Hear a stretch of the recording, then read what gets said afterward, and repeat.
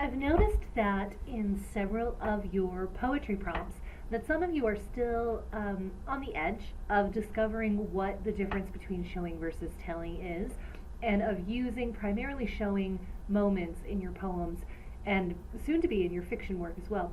So I wanted to take this moment to walk you through a very simple exercise that can help you transform your telling work into showing work.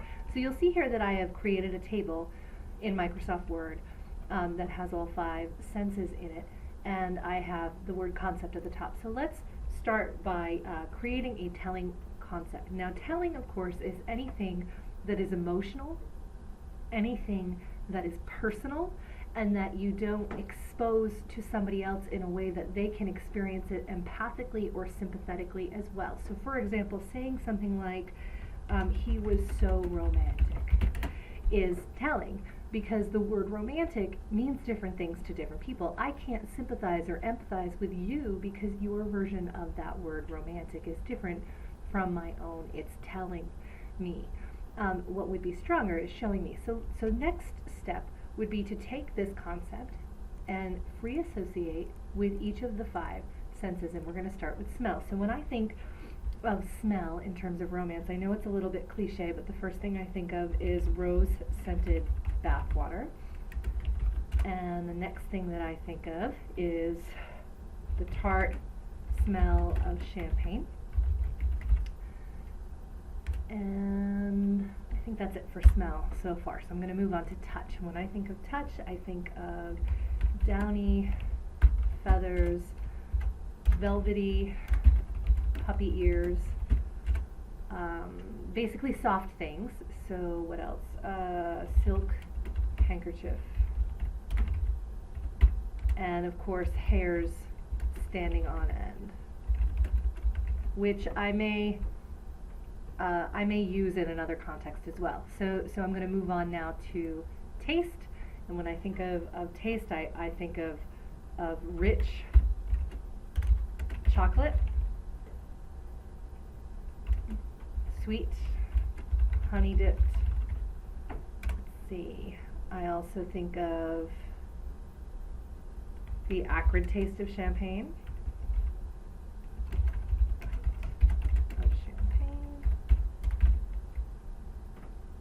Okay, and in terms of sound for romance, I think of smooching and the rustling of legs in bed sheets, and let's see, the sound of hair falling on the nape of the neck, which also has some hints of touch in there as well. And then lastly, we'll look at sight.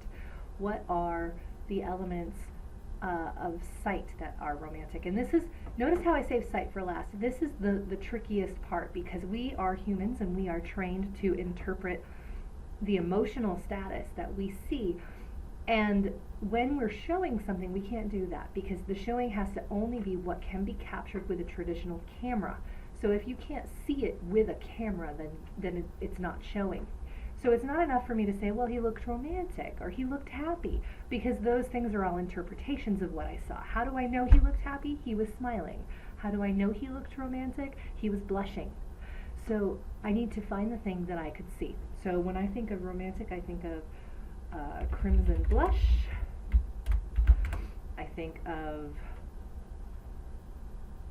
candlelight.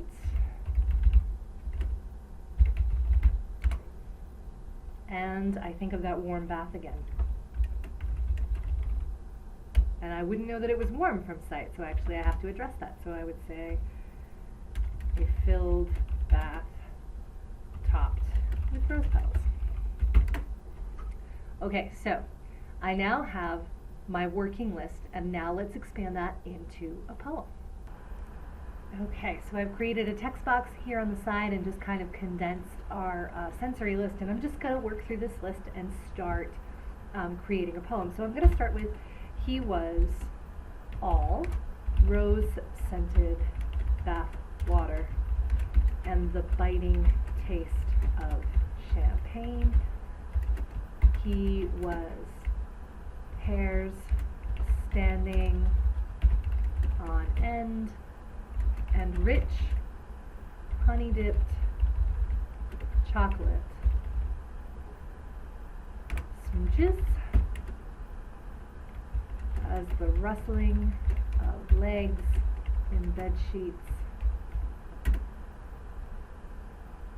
and the glimmer of flickering candlelight